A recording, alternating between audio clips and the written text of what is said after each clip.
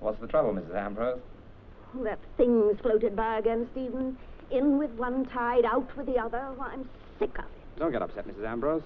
It's due to sink any day now. Well, why don't the authorities do something about it? They know that the tides cause the same filth to wash back and forth. Back and forth.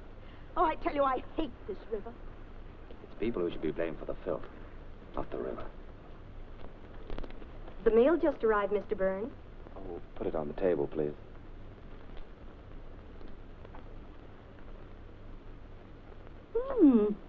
Looks like a manuscript. My manuscripts are like the tide out there. They always come back.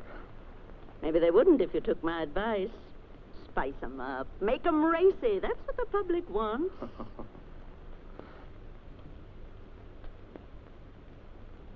What is it, Emily? Well, it's just that it's getting awfully late, Mr. Byrne, and the plumber hasn't arrived to fix the downstairs tub. But if he hasn't come by now, he probably isn't coming at all today. Use the upstairs one if you like. Thank you, sir.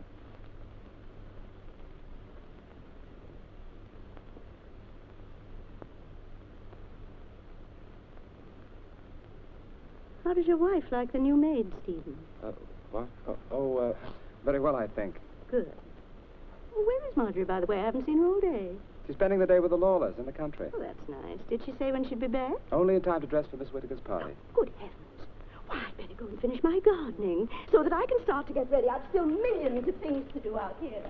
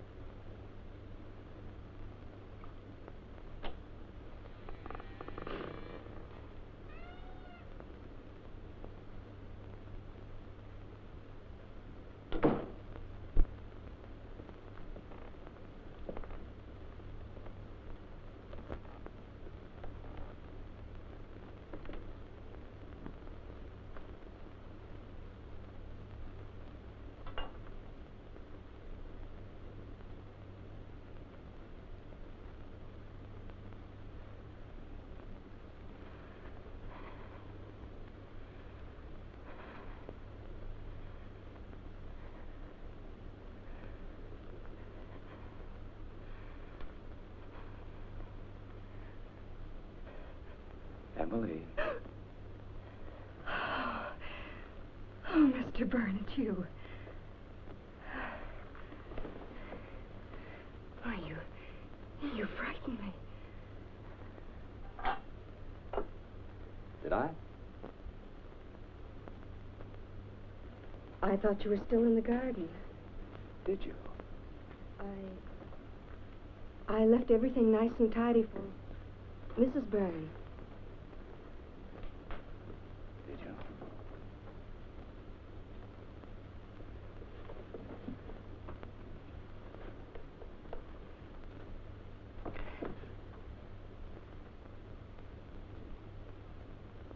you? Mr. Byrne, please let me by. Of course. Nice perfume you use, Emily.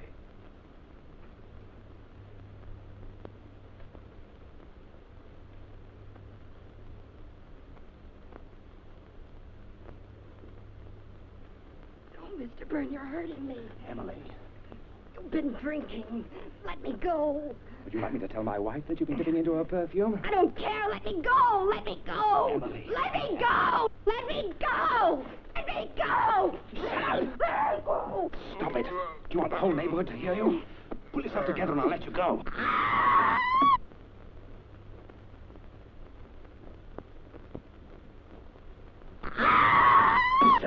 Fool!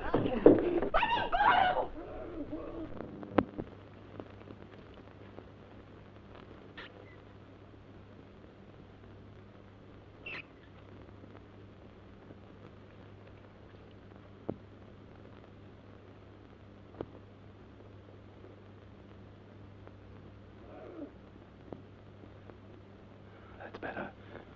All we needed was to have that old gossip hear us.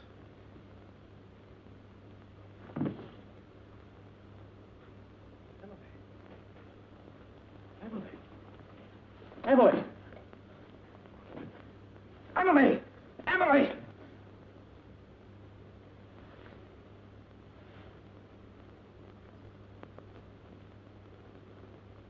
Merciful God.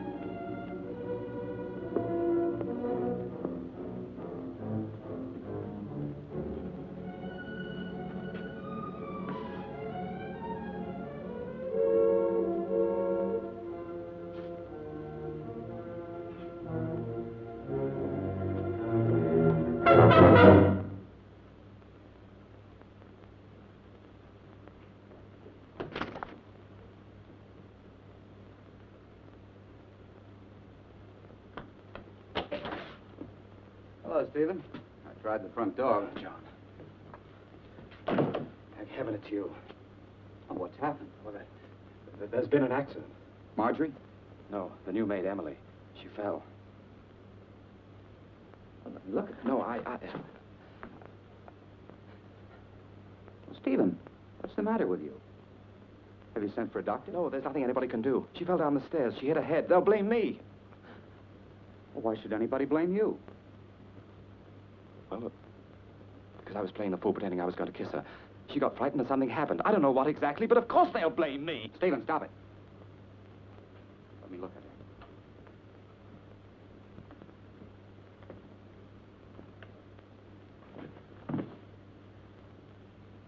This girl didn't fall. She did. I saw her. She was Strangled. It was an accident, I tell you. I scarcely touched her. I hardly put my hands to her to prevent her screaming. You don't know how quickly it happened, John. You don't know. Where are you going? For the police. You can't. You're my brother. I've gotten you out of a lot of nasty scrapes, Stephen. But this is murder. John, don't let me down. You've always helped me. You can't do that to your own brother. Please, you have to help me. Please, John, please.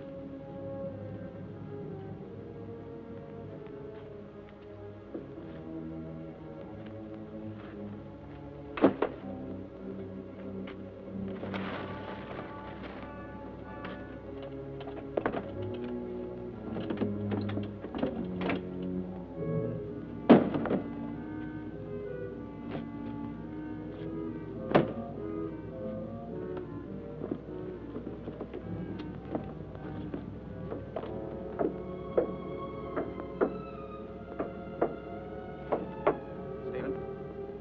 I can't go through with this. You promised to stay up there. Listen to me. The only thing to do is to go to the police. Tell them exactly how it happened. It was an accident. But they'll never believe me. Even you don't believe me. Do you? I don't know what to believe. I only know that I'm not going to help you. For once, you're going to get out of this thing by yourself. John, if you won't do this for me, do it for Marjorie, for her sake. Did you know that Marjorie went into town today to see the doctor? Is she ill? She's going to have a baby. How can you understand why I must get out of this? Why you must help me? Yes. I suppose I must. Good. Now go back and warn me if anyone comes.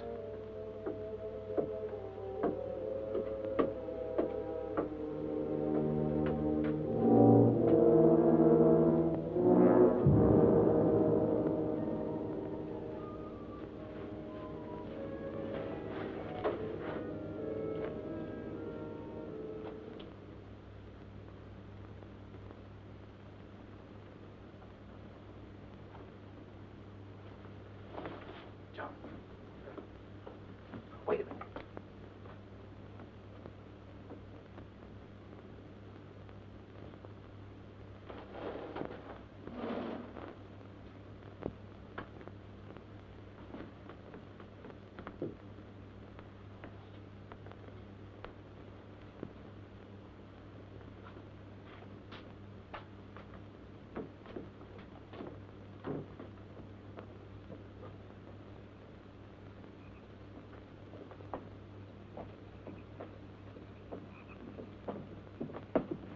It'll soon be over, John. She'll soon be in the river and it'll all be forgotten. Forgotten? Yes, yes, I mean for the time being. We wait it and take it way out where it'll stay sunk. Steve. Marjorie? Marjorie, is that you out there? No, it's me, Mrs. Ambrose. Oh, it's you, Steve. Stay down, I'll get rid of him. Marjorie back yet? No, not yet, Mrs. Ambrose. I wanted to ask her what she was going to wear tonight. I thought of my best black. But still, no, it's never very dressy at the Whitakers. Well, she'll be home before long, Mrs. Ambrose. My, she stayed late, didn't she? Well, of course, the Lawlers are always hard to get away from. Maybe she missed her train. Well, I'm not worried. She'll be here soon. Well, ask her to drop in for a moment if she has time, will you, Stephen? Yes, I'll do that. I must go in now. I have to get ready myself. Well, I'll see you at the party then. Until later.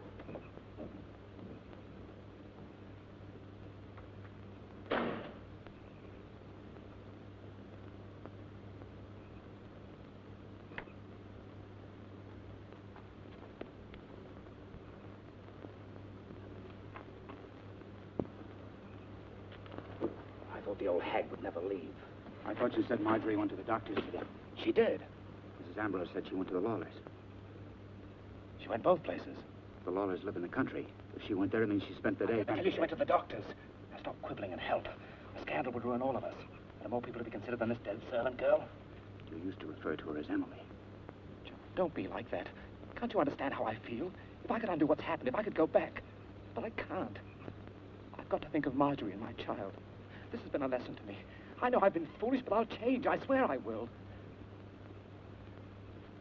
John, Marjorie will be back any minute. All right, Stephen. All right.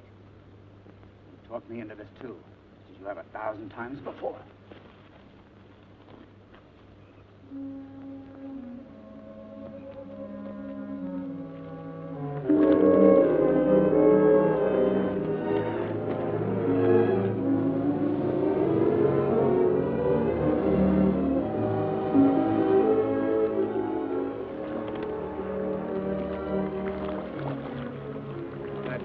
Moon. Don't you think what if you tie the anchor to the sack? Yes.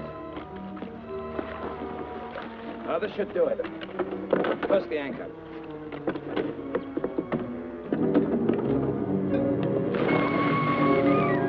All right, lift up.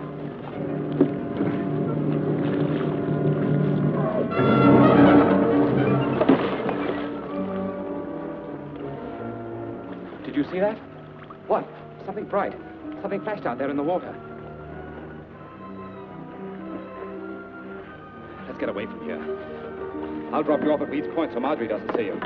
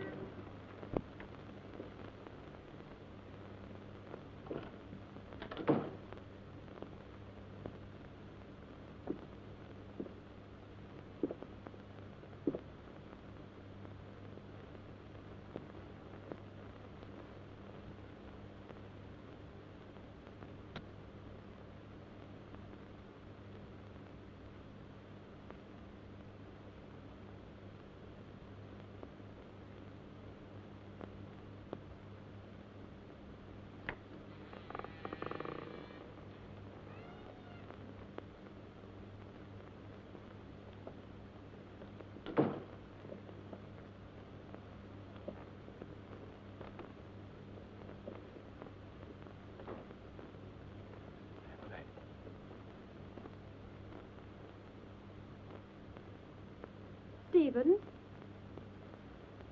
Marjorie.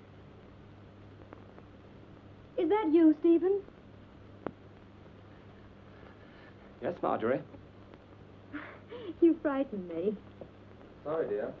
I couldn't seem to find the light. Where have you been, dear? I, took the boat out. Well, do you know where Emily is? Emily? Yes, she's not in the house, and she promised to help me dress for the party. Oh, she said something about going for a walk. It's not like her. She knows it's Cook's day off, and I'm alone. She probably went off with a young man someplace and forgot the time. I can help you if you like. I could say that you're all thumbs today, but I won't. I'm not only doing my best, but I'm enjoying it. Oh, you're very sweet. Did you do much writing today? No. Why not? Oh, another script came back. I'm sorry, darling. Is that why you went boating? Yes, I suppose so. I should have been with you. Did you miss me? Very much.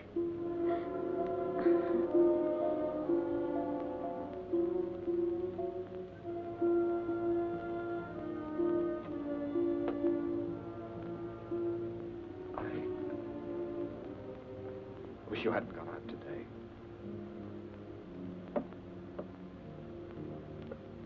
Come on.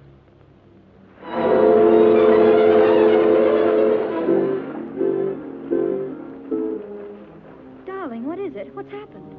Oh, what is it? What is it? It's nothing. I have a terrible headache, that's all. Oh, then we'd better stay home tonight. No, I'll be all right. Don't worry. Oh, darling.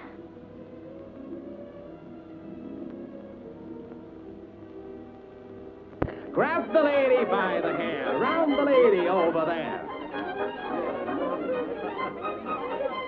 Into the center. together with a 1, 2, 3, and round that gent from Tennessee. Oh, I can't anymore, Stephen. I'm exhausted. Go on, you're the liveliest of the bunch. Wonderful party, Mr. Whittaker. That was for you, dear boy. Circulate. 8 hands around. Stub your toe and you'll fall down at last, my favorite son. How many times you said that this evening? 4, first time I've meant it. Circulate. 8 hands around. Stephen, you're wonderful. You inspire me, Effie. Stephen, you write us really nice to sing. Alaman left. Brad right and left. First you're right, and then you're left. To meet your partner and give it a swing and throw it out all around the ring.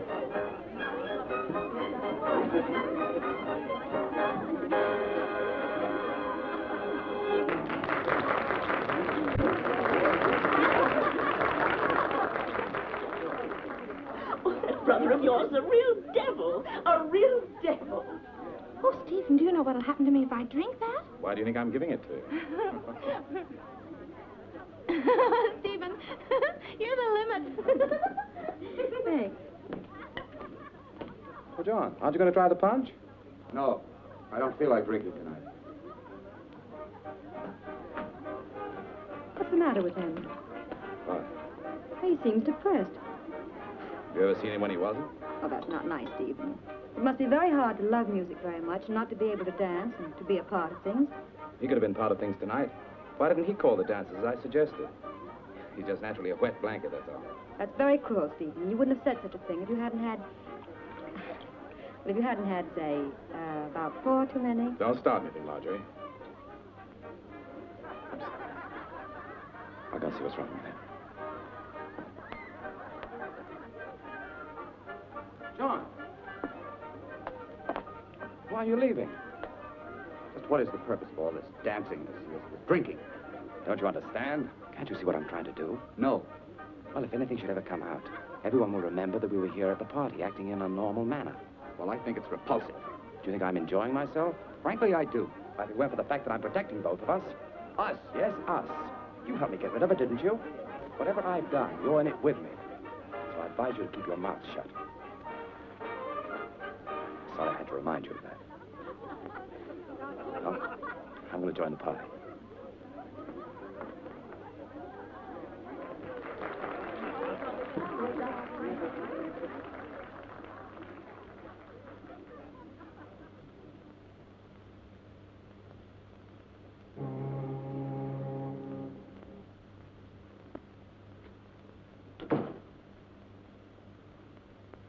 Is that you, Mrs. Byrne?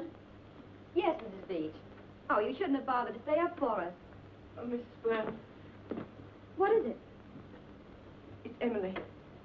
She's not home yet. She's not. No. When I first got here, I thought maybe you'd sent her on an errand or something. She still isn't home. I'm afraid something's happened. She's probably with her parents. No, Mr. Burns, don't get on with them. Well, she would have told us if she was going to spend the night with them. The thing that puzzles me is that none of her dresses are missing.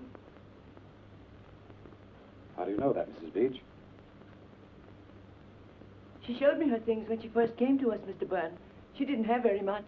Well, if none of her dresses are missing, she can't have gone far, naked. Steve!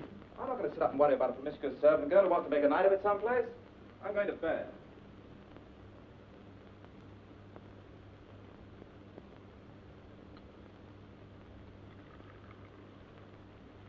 Wouldn't waste my time reading such trash if I were you, Mr. Byrne. When is the disappearance of a human being considered trash, in your estimation, Miss Bantam? Since I found out what a bad name that Emily Gaunt has given young women like myself in service. Bad name? Yes. That Emily was a proper hussy, gadding about night after night. Young men's followers and heaven knows what all. There's no doubt but that she was out with one of her many sweethearts the night she disappeared, and she went further than she meant. But, you make your own bed, you must lie on it. Would you like your eggs now? No, I don't care for any this morning. Now, Mr. Byrne, you haven't eaten proper all week. Miss Bantam, did you know Emily Gaunt? No. But I know them that did. Seems to me you speak with great authority about a person you never knew. Well, Mrs. Beach knew her, didn't she? I happened to be present the day after Emily disappeared when the cook was questioned. She didn't give the impression she believed Emily wasn't a decent girl. Yes, but Miss Beach just happened to overhear Mr. Stephen when Emily's parents came worrying around the other day. Wouldn't you like just one egg? Emily's parents came to see my brother? Yes, and he let him have it, he did. Said he never should have let her work in an honest house in the first place. That she was a thief and a good-for-nothing troll. That's a lie! Good gracious, Mr. Byrne. Don't shout at me. Wasn't me that said it. It was your brother.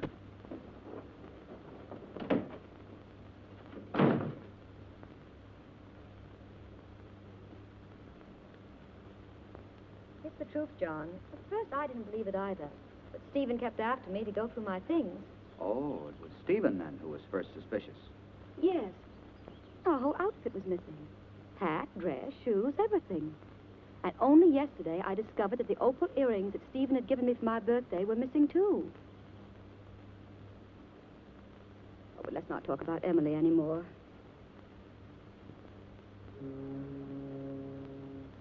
It's Stephen that I'm concerned about. I don't know exactly how to say it. There's such a peculiar look that comes over his face when he's talking about Emily. It almost seems as though we were actually enjoying it. As though he delighted in her disappearance. And he goes on and on about her. Well, Marjorie, I wouldn't worry about him if I were you. After all, he's a writer. The mystery of her disappearance probably intrigues him. Oh, probably you're right. And he fancies the whole thing is a great big melodrama with himself in the leading role. He'd like that. Like the article in this morning's paper? I didn't see it. Stephen took it with him. He left early this morning. Haven't they promised to keep our name out of it? Well, you can't blame them. Makes a better story. I don't understand why they kept their promise for a whole week and then suddenly today, even a picture of Stephen. I wonder how they got hold of it. I don't know. Why, there's only one print of that picture that I know of.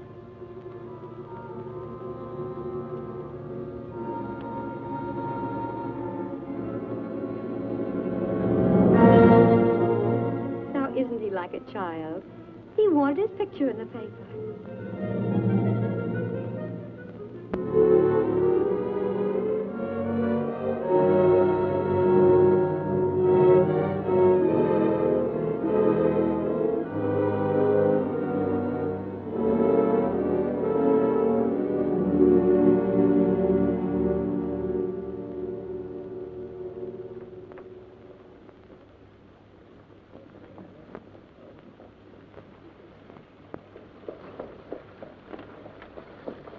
How do you do, Mr. Byrne? Mr. Miller? What do you think of the display? Very attractive. But it wasn't up when I passed yesterday. No, your brother called me last night and told me of the publicity he was expecting in the papers, and he wanted me to cash in on it. Thank you, dear boy. Oh, gee, I'd love to be a writer, too. Well, why don't you try, Effie? Your mother says you're very good at making things up. But some of your excuses are masterpieces of imagination. Don't you listen to this scoundrel. Imagination's not enough. Just the other day, I read in a magazine that a writer must write only about things he knows. If he puts down truthfully the things he's actually experienced, if they're exciting enough, he's bound to be very successful. It's very interesting, Mrs. Amber.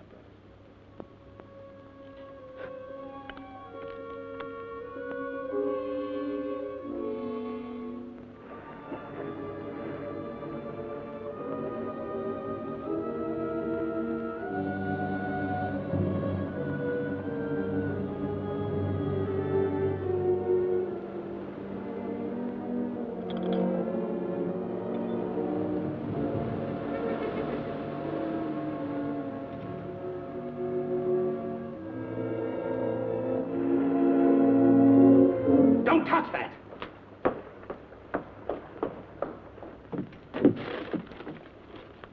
Did you read it? No, I only picked it up. What's the matter, Stephen? Nothing. It's not ready to be read, that's all. You never minded my reading your things before. I've changed my ideas about a lot of things. I know. Just the other night when you went out by yourself. Don't nag. The writer needs to be alone to gather experiences. Can't you understand that? I wasn't nagging, Stephen. What I started out to say was simply that when I was alone the other night, and John dropped in... What did he want? Nothing especial. Seemed so forlorn lately. We reminisced about those evenings when you used to read your stuff aloud to us. I wish you and John wouldn't discuss me behind my back. I'm not interested in what my brother has to say. He's a bookkeeper and will always be one. He'll never understand the problems of an artist. I was a fool to let you pick on me and criticize my writings. No one picked on you, Stephen. You asked us for our honest opinion and we gave it to you. Never mind. I didn't need anyone then, and I don't need anyone now. I'm doing very well on my own. You mean since Emily? Go on. Go on. You can say it. I didn't mean it that way, Stephen. The success of my book since this Emily thing proves that they were good in the first place. All I needed was a little publicity. In the future, they'll not only be good, but they'll be great, because they'll be about things I know. Like what you're writing now? Yes. Well, what's it about? Will you stop prying?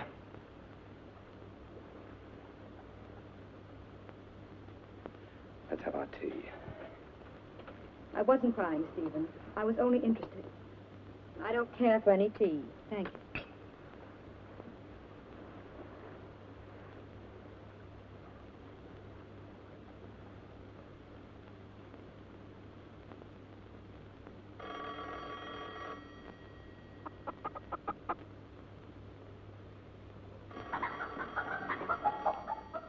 John Burns' accounting office. Walter Herbert, office boy speaking. One moment, please. It's your housekeeper. She'd like a word with you, Mr. Burns. Thank you, Walt.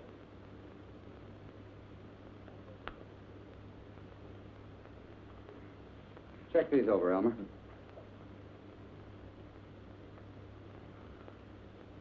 What is it, Miss Bantam? Mr. Burns, with the cold weather coming on, I told the neighborhood boys to gather some driftwood, save you catching cold like last year.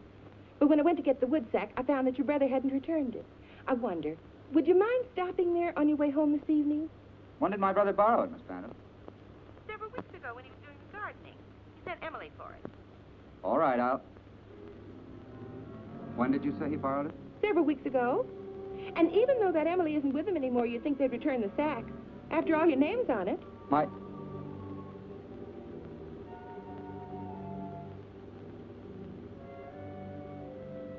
name is on it? Yes. I stenciled everything you own with India ink. I'll go for it if you're busy. No. I'll stop by for it, Miss Bantam.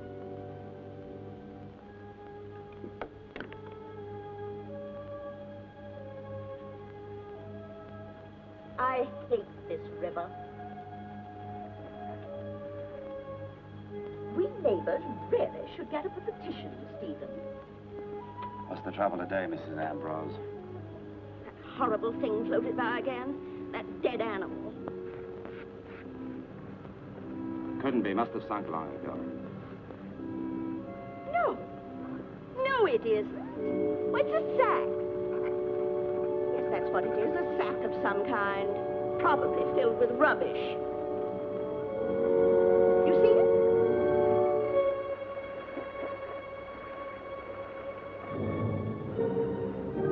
Well, I've other things to do besides standing out here. But I tell you, Stephen, you should write up a petition for us. Yes, Mrs. Ambrose. Really, the way some people use this river is a disgrace.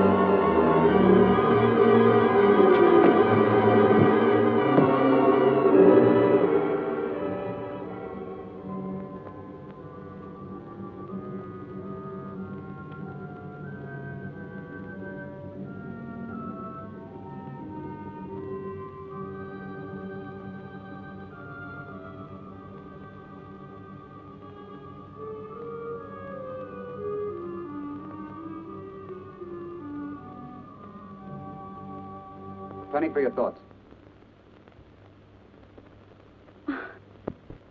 Hello, John. Hello, Marjorie. Is Stephen in? No, he's on the river somewhere. He seems to have found an unusual interest there lately. But won't you come in?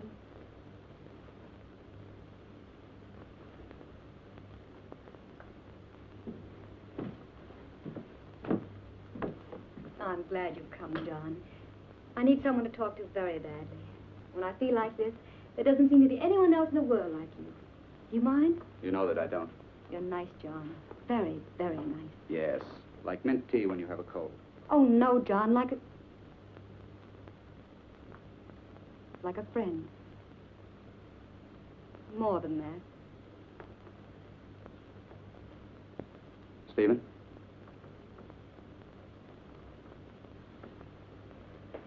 I think you know, John, that I've tried to make a success of my marriage. It hasn't always been, well, exactly perfect. Maybe it was my fault. Girls have foolish ideas, and when they marry, they think they've snared Prince Charming himself. And he is charming, John. Very charming. But a woman sees deeper. I see things now in Stephen that I never let myself see before. Don't get bitter, Marjorie. Oh, I know the countless things you've done for him. Oh, we couldn't live like this if you hadn't given up most of your share of the inheritance so that he could continue writing. You wanted a career for him, didn't you? Yes, but I didn't want a freak success like this Emily's disappearance has brought on. At first, I thought it was simply childish the way he capitalized on it. There's a limit, and he's become ghoulish. You should have heard him today. Did you quarrel? Yes, I hadn't wanted to tell you that. But I'm beginning to wonder why he ever married me at all. Perhaps it was because he needed you. He told me today that he's never needed anyone. That was just talk. Everybody needs someone. Believe me.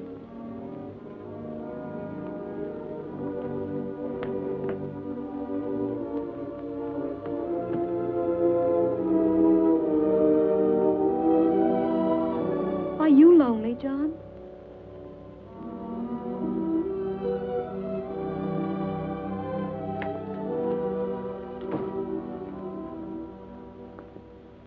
Pardon me, Mrs. Byrne, but I thought it was getting dark here. Thank you, Miss Beach.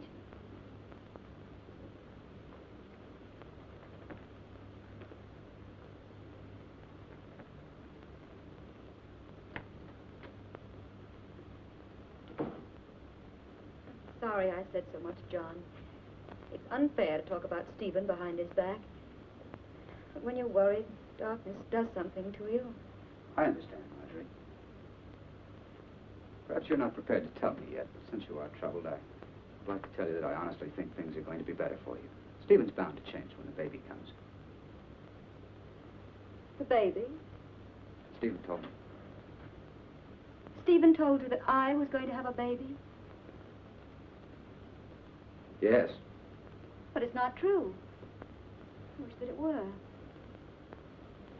Now, what on earth would make him want to tell you a thing like that? Maybe I misunderstood. Oh, don't go protecting him again, John. You must know why he lied to you.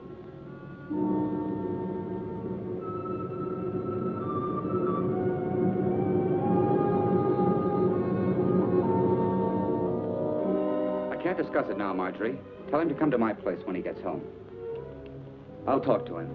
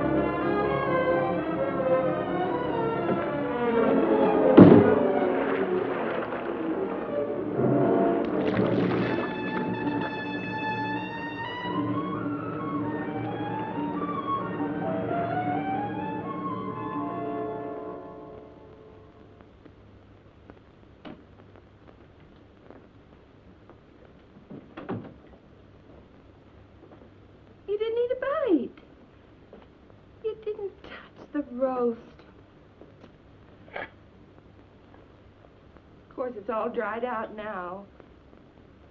That's what comes from warming it over and over when you don't serve dinner on time. I'm sorry, Miss Bantam. Sorry. Being sorry won't help us spoil dinner.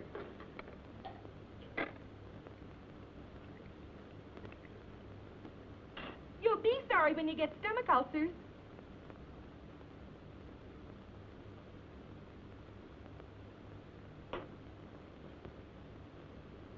I know it's none of my business, Mr. Byrne, but you've been drinking a good deal lately. I appreciate your interest in me, Miss Bantam, but I must remind you that I'm quite old enough to determine my own drinking capacity. When a man's alone as you are, he should be grateful to have somebody look after him. I'd be grateful to you if you'd stop nagging at me. Why, I never heard of such a thing. Just because I take an interest in you. Well, I don't want you to take an interest in me. I'm quite capable of running my own life. All right. Seems like I can't do anything right anymore. You didn't bring the wood sack. No? But I told you the boys will be here in the morning to gather driftwood. What shall I tell them? I don't care what you tell them. Now, please leave me alone.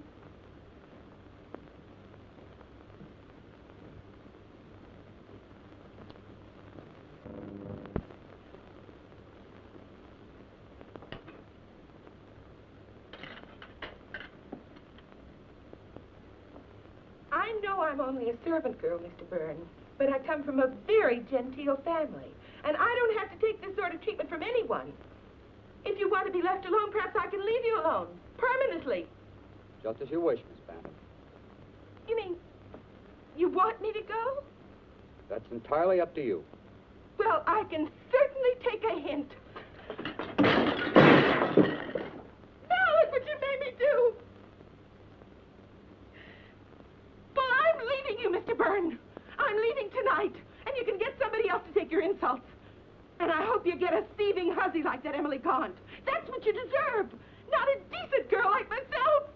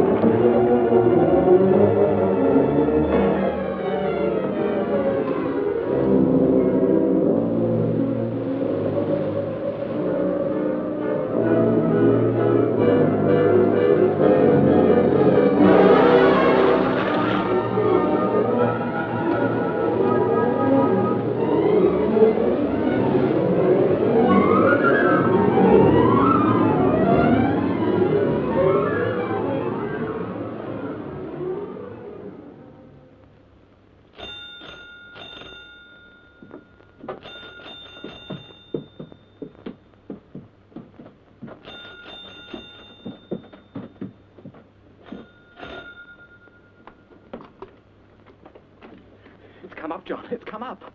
What are you talking about? Emily's come back. What? The wood sack. It's come up out of the river. I've been up all night. I chased it for 6 miles, but the tide was too fast and I couldn't find it. I almost had her once, but she got away. It's your fault. Why didn't you tie it securely? I was a fool to trust you. Quiet. It'll be passing up and down the river until they find it. Up and down the river. It'll go on for weeks. The police will find it soon enough. Yes, but they won't know we did it. I mean, there are hundreds of sacks like it. They won't trace it to us, will they? No. Not to us. They'll trace it to me. To you? My name is on it.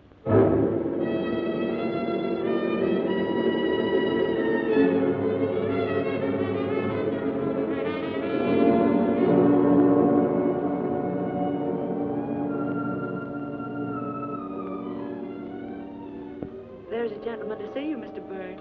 You know I don't wish to be disturbed. He's from the police, sir. Please.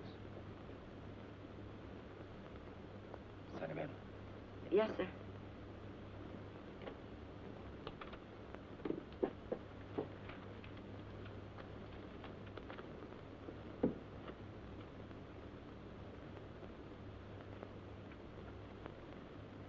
Just a moment, please.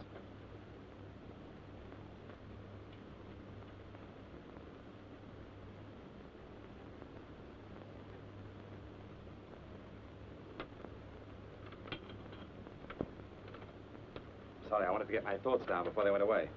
I'm Lieutenant Sarton, sir. How do you do? What can I do for you? Well, it's about, this sack. Ever seen it before? I don't know. Sacks look pretty much alike. Oh. Looks like the wood sack that was stolen from you. Stolen? Yes, it belonged to my brother. Oh, yes, his name is stenciled in there. Is it? I didn't know that. You say that it was stolen from here? Yes, we borrowed it from him, and when I went to return it, it was gone. About how long ago was that? About 3 or 4 weeks ago. But if you know it belongs to him, why have you returned it to me? Well, we tried to contact them all day, but had no success. You see, this sack contained the body of Emily Gaunt. Clad only in this inexpensive dressing gown. And according to the medical experts who testified at this inquest, strangled and afterwards thrown into the river. Now, when did you first discover that this dressing gown was missing? It was when we were getting her things together to send back to her parents. And when and how did you discover that your own things were missing, Mrs. Byrne? The morning after Emily failed to return. It was my husband who suggested that I go through my wardrobe. He insisted that inasmuch as none of Emily's dresses were missing, she might have gone out in some of my own things. And then we discovered that not only was my lace dress gone, but some of my best lingerie, an evening wrap, and a pair of silver slippers. Was there any other thing of value gone? Yes. Several days later, I found that but a pair of opal earrings that my husband had given me for my birthday were missing too.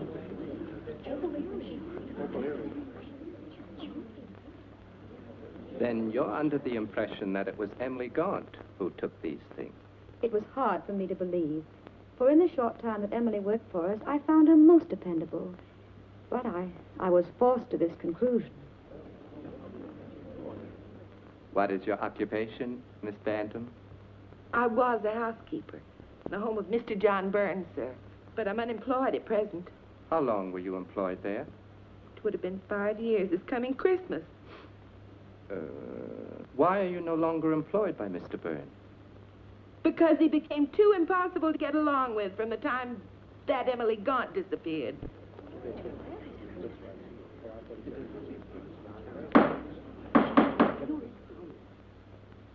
Please explain yourself, Miss Bantam.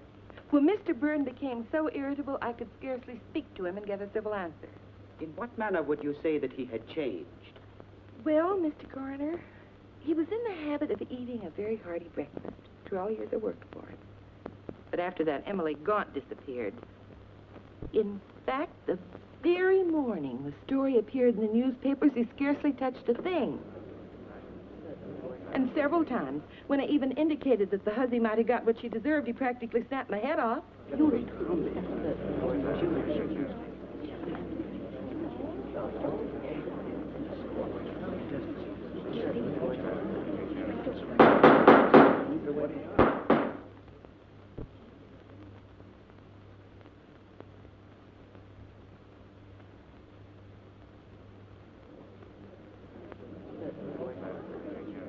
Miss Bantam, tell us what you know about this sack.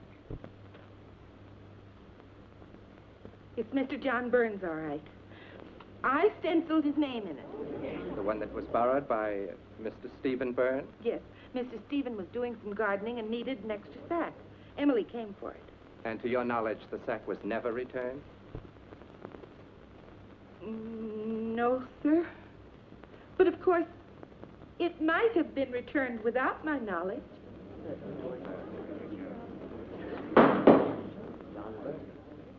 What do you mean by that, Miss Bantam? I mean simply that it's peculiar to me that Mr. John Byrne would have allowed the sack to remain at his brother's for any length of time at all. Please clarify that statement. Well, it was his habit to go out and collect firewood off the river. I should say it's what might be called a hobby. The only sort of hobby possible for a man with his affliction. Oh, I'm so sorry. I shouldn't have said that. Please continue, Miss Bantam. Well, recently, I called in some of the neighborhood boys to gather firewood. But when I went for the sack, I found that Mr. Stephen hadn't returned it yet. So I phoned Mr. John, and he agreed to pick it up.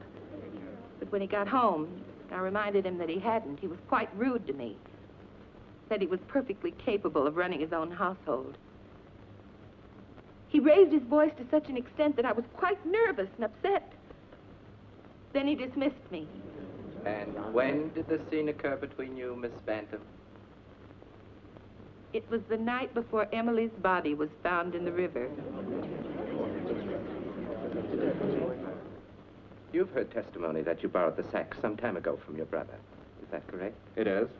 And to your knowledge, it was never returned to your brother. That is correct. Before I could return it, I found that someone had stolen it. And has your brother access to your home? Yes. You mean he has a key to your home? No, Mr. Coroner. The back door's always open. Then there was nothing to prevent his coming to your home at a time when you were not there and taking what was rightfully his. No, nothing to prevent it, but in this case, I don't think it's probable. By the way, Mr. Byrne, it may have helped this case if you'd reported that the sack had been stolen from your home. I didn't think the loss of an old sack worth troubling the police about. But why didn't you report the theft of the more valuable things either? The opal earrings, for example. Because I didn't wish to cause Emily's parents further concern. Besides, my wife and I felt that eventually poor Emily would return, and the articles would be recovered. Now tell me, Mr. Byrne, when was the last time you used this sack for gathering wood? Some weeks ago. It's hard to say. Oh, could it have been about 3 weeks ago? What you mean is, about the time that Emily Gaunt disappeared? I must ask you not to mind what I mean, Mr. Byrne. Would you say it was 4, perhaps? I couldn't be sure. Then would you say it was near the time that Emily Gaunt disappeared? I couldn't be sure. The collection of firewood, unlike a marriage or a birthday, is not a festive moment in my life. I don't remember. But you do remember the testimony that the sack was stolen from your brother? Will you kindly give an oral answer to the questions asked at this inquest? I do. Does it not strike you as being rather odd that a thief would bother to take an object of such little value? I wouldn't know. Or that a girl, if we concede for a moment that Emily Gaunt took it, do you think she would have taken such a sack with her to some mysterious rendezvous? I'm not here to answer riddles. No, I shouldn't think you were. Mr. Byrne, I will be more direct then. Did you know the deceased Emily Gaunt intimately?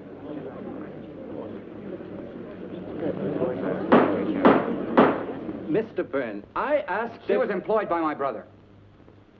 I knew Emily Gaunt by sight. Is it usual for you to zealously defend persons whom you're known by sight to the extent that you snap off the head of a woman who has served you faithfully for 5 years? I would defend anyone who was being maliciously slandered. Very admirable indeed. Especially when they were being slandered by people whose bitterness... That is all, Mr. Byrne. For one who was not here to answer riddles, I must say you've done very well.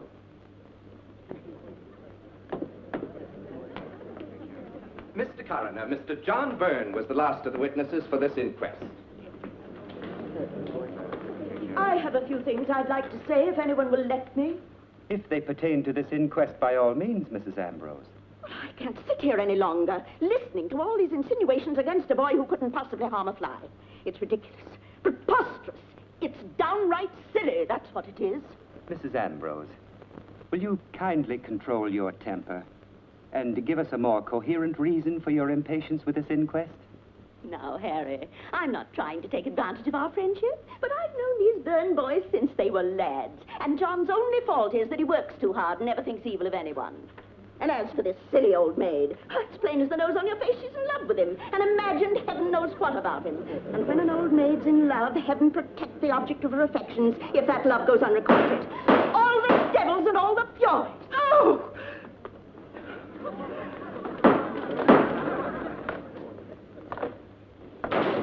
And if there's anyone else who wants to know anything about himself, just let me know.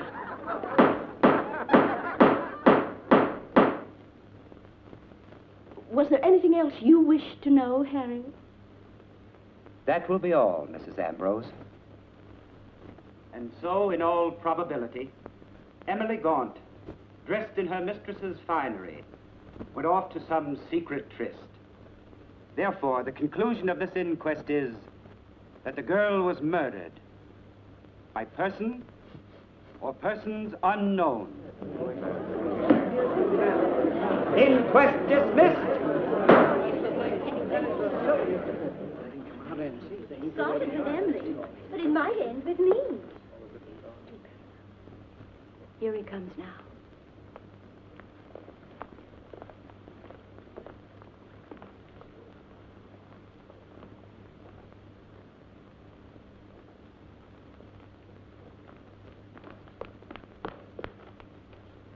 Oh, Mr. Byrne. Mr. Byrne. Yes? No, not you, Mr. Stephen Byrne. Me? Yes, they'd like to see you inside a moment. Certainly. You go on. I won't be long.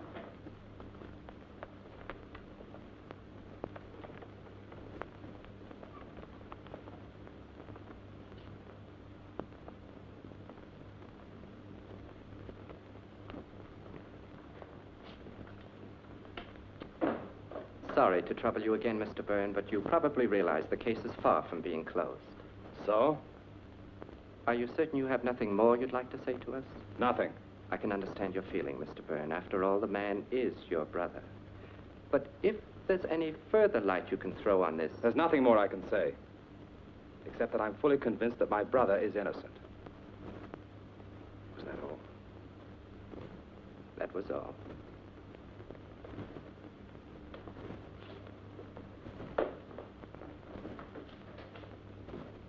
It was foolish to call him back.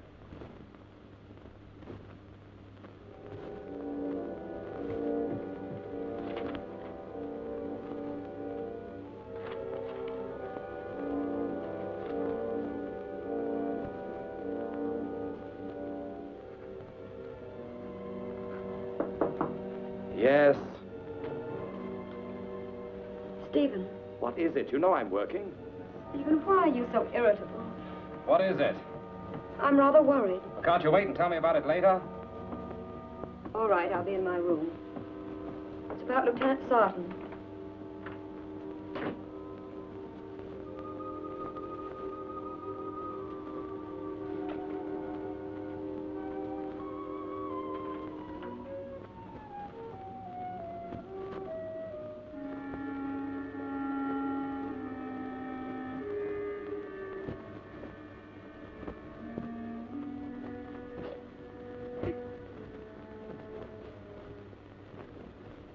Sorry I snapped at you. I was trying to finish a chapter. What did you want to tell me? Well, it's in these last weeks, since the inquest, I seem to run into that detective all the time. And just a little while ago at the market, too. And he always looks at me as though he thinks I know something I haven't told about Emily. Has he ever asked you any questions? No, but last night, after you'd gone out, I decided to go over to Mrs. Ambrose's. And I saw someone across the street. It looked like him. And I almost had the feeling that he'd been watching the house. How long was he there? I don't know. When I got back, he was gone.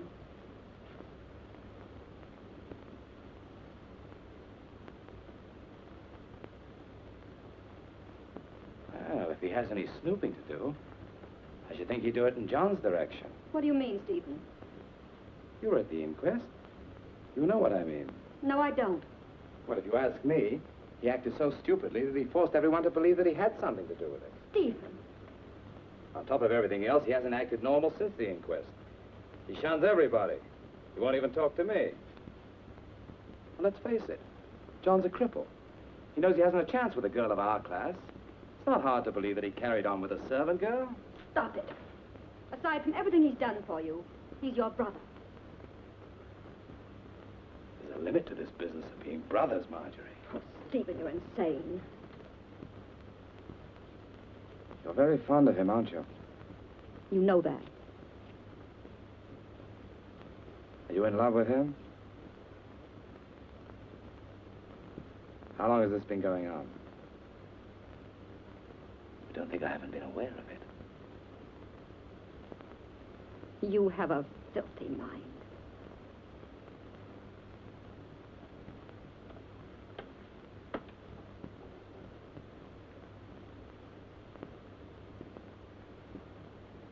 This isn't going to be very flattering, my dear. I haven't the slightest pang of jealousy. No, I shouldn't think you would. A husband who comes home drunk night after night and reeking of cheap perfume isn't exactly in a position to be jealous.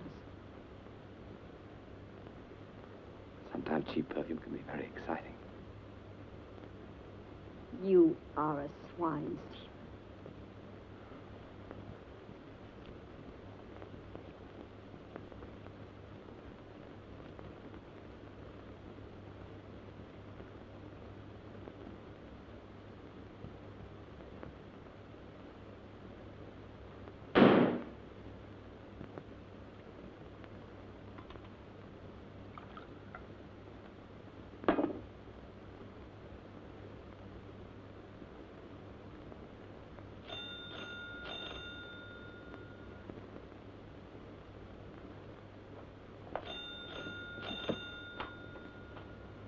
Marjorie. Hello, John. Hello, Marjorie.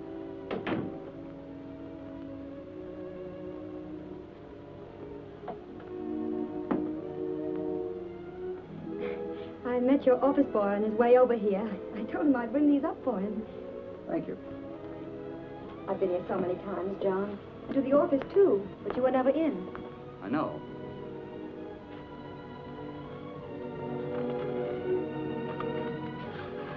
Why have you refused to see me or to answer my calls?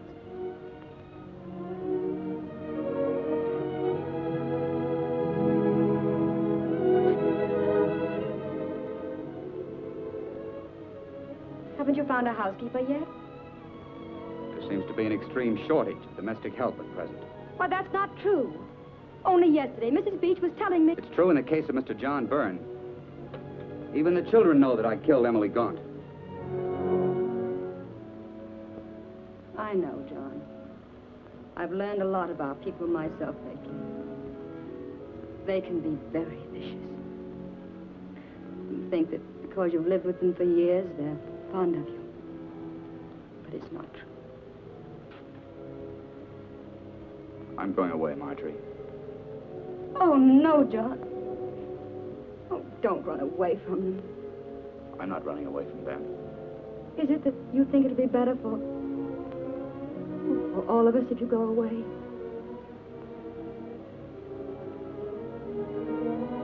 I've got to be sensible. Ever since the inquest, my mail consists chiefly of anonymous letters with not too flattering suggestions. Most of my clients are closing out their accounts. John, maybe it wasn't wise, refusing to see people and not going anyplace. But you still have friends in this town. Let me give a party. We'll ask everyone you like, our real friends. We'll show this town. Wouldn't do any good. This town likes its nasty little backstairs gossip. If I stay and you keep on seeing me, defending me, they'll think that I wouldn't put anything past them. I don't care what they say or think about me. Marjorie, my darling.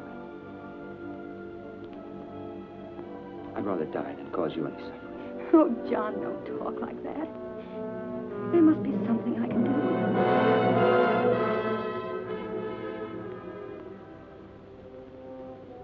No.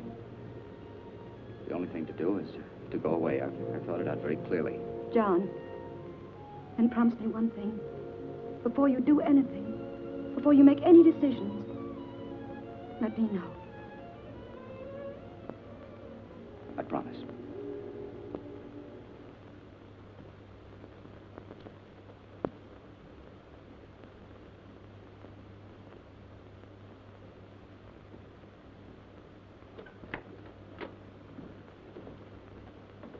Won't you come in, John? I'd rather not, Marjorie. Good night, then, and thanks for seeing me home. Good night.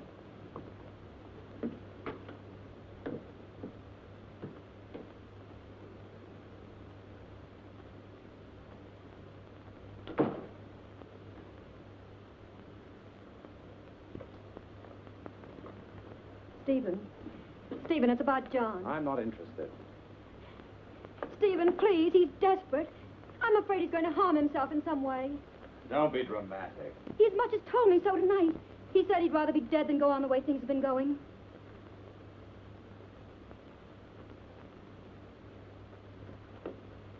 You mean suicide? Yes, Stephen. Please see him. Try to stay with him as much as you can. If you hurry, you can catch up with him now. All right, Marjorie. If you insist. Thank you, Stephen.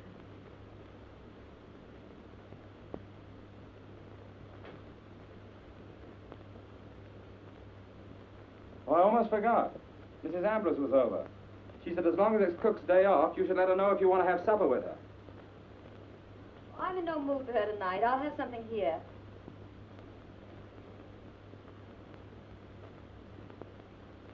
Well, you better tell her now before she goes to any trouble. You know how sensitive she is. Yes, I guess you're right.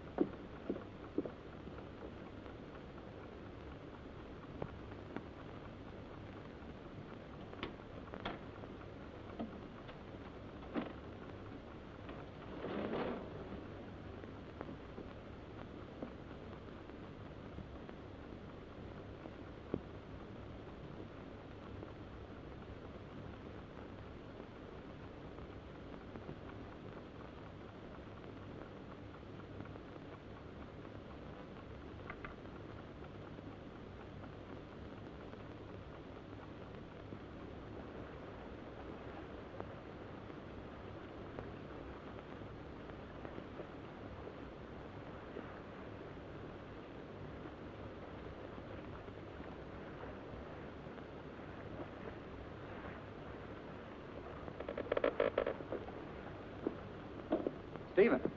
Yes, John? What are you doing here? Marjorie was very worried. She sent me to look for you. Lucky I found you, isn't it? What do you mean? Well, you might have,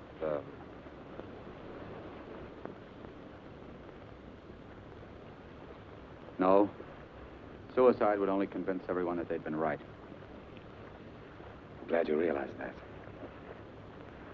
What were you thinking of as you stood there? Of another night on this river. You know, John, in spite of everything that's happened,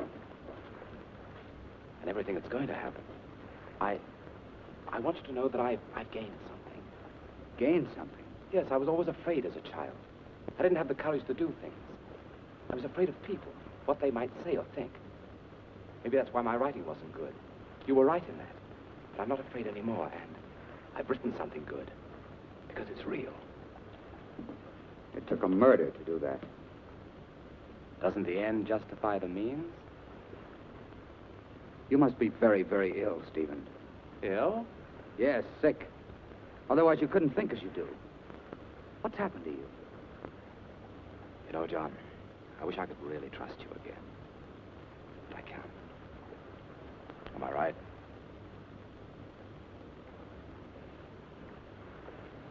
Suppose a policeman were to come up to us here, right now. Suppose he were to ask, which of us killed Emily? What would you do? I know what you would do. You would point at me. Would I? You stepped right out of Emily's murder as though you were shedding your skin. You shifted the blame to me. Did I? Yes. John, which one of us would the world miss the most? I mean, if there were a choice of one of us. Blast the world. I'm going to start thinking about myself. You're very much in love with Marjorie. I know that. You've always been. You had the opportunity that night of getting rid of me by going to the police. Why didn't you take it? There are things you would never understand, Stephen. You're right, John. I can't understand my own brother expecting to go on sharing my wife with me. I'm going to the police, Stephen. I'm going to tell them the whole story, including my part of it. I should have a long time ago.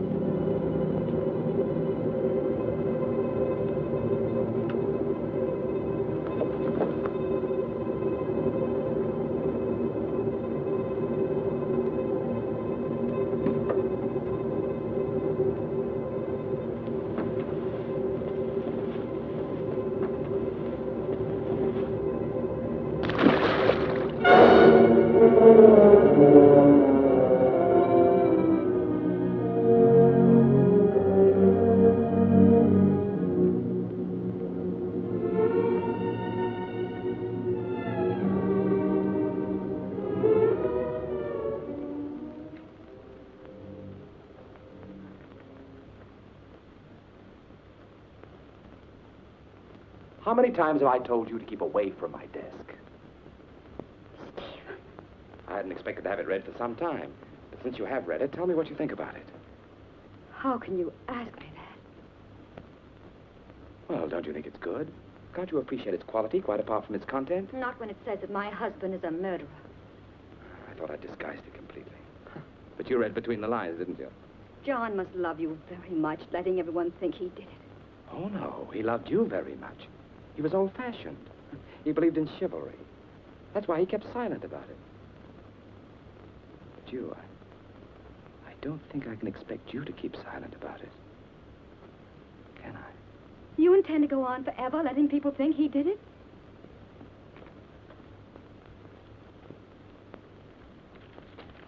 If John disappeared tonight, if something should have happened to him, let's say he drowned himself in the river, that would solve everything, wouldn't it?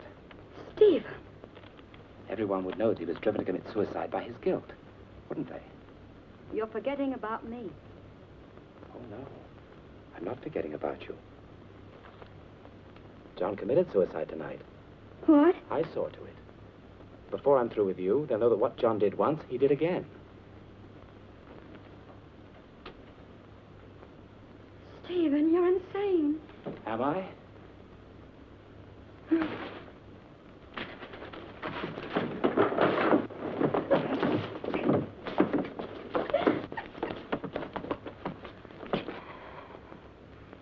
Don't you realize, Marjorie, you're reading the manuscript to solve everything. You know, I met Emily on the stairs. She was coming down from her bath. She'd used your perfume. She looked rather pretty, and I wanted to kiss her. But she got frightened and screamed. I had to stop her screaming. I didn't mean to kill her. I hardly touched her. But I didn't realize how easy